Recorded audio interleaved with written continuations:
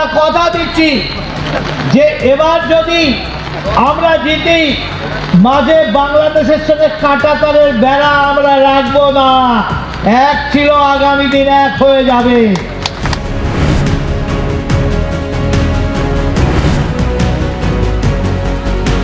বাংলাদেশ সীমান্তবর্তী নদিয়ার কৃষ্ণগঞ্জ ব্লকের সভায় বক্তব্য রাখতে গিয়ে বিতর্কে রানাঘাটের বিজেপি সাংসদ জগন্নাথ সরকার।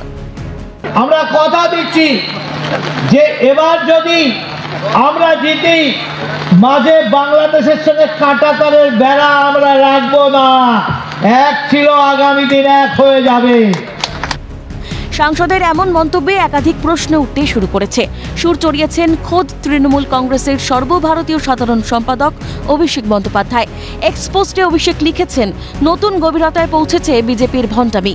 বিজেপির সাংসদ জগন্নাথ সরকার ঘোষণা করেছেন, বিজেপি ক্ষমতায় এলে ভারত বাংলাদেশের মধ্যে কোনো সীমা থাকবে না, দুই দেশ এক হয়ে যাবে।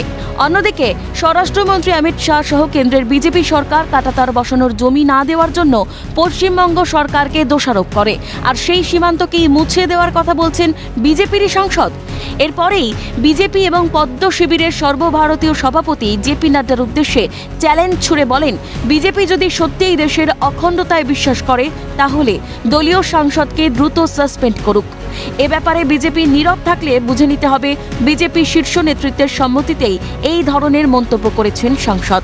এরপরে অভিষেকের মন্তব্য, একে জাতীয়তাবাদ বলে ধোঁকা, বোকা বানানো এবং এসআইআর এর নামে পশ্চিমবঙ্গের মানুষকে হেনস্থা করা। এসআইআর এর বিজেপির ট্রেডমার্ক রাজনীতির পরিচায়ক, এক ধরনের বিপজ্জনক ভণ্ডামি এবং বিশ্বাসঘাতকতা। এই অবস্থায় বিতর্ক দানা বেঁধেছে বুঝতে পেরে সাফাই দিয়েছেন বিজেপি সাংসদ। জগন্নাথ সরকারের মন্তব্য, বিজেপি ক্ষমতায় এলে সোনার বাংলা তৈরি হবে, বাংলাদেশ নিজেই জুড়ে যাবে, দখল করার কিছু থাকবে না। আসলে একটা প্রবাদ আছে যে কৃষ্ণ কেমন জার্মন যেমন, এটা কাঁটাতার তুলে দিয়ে বাংলাদেশ বানাতে চাইছে। আর আমরা ক্ষমতায় আসলে বাংলার উন্নয়ন হবে। আগামী দিনে বাংলা অতীতের সোনার বাংলা যেমন ছিল সেই রকম করলে দেখা যাবে বাংলাদেশ তারা নিজেরাই ভারতের সঙ্গে জুড়ে যাবে, আমাদের দখল করার কিছুই থাকবে না। সব মিলিয়ে জগন্নাথ সরকারের মন্তব্যে বিতর্ক উত্তাপ বাড়ছে বঙ্গ রাজনীতিতে। রাজা সাহা ও প্রসেনজিৎ বিশ্বাসের রিপোর্ট, ক্যালকাটা নিউজ।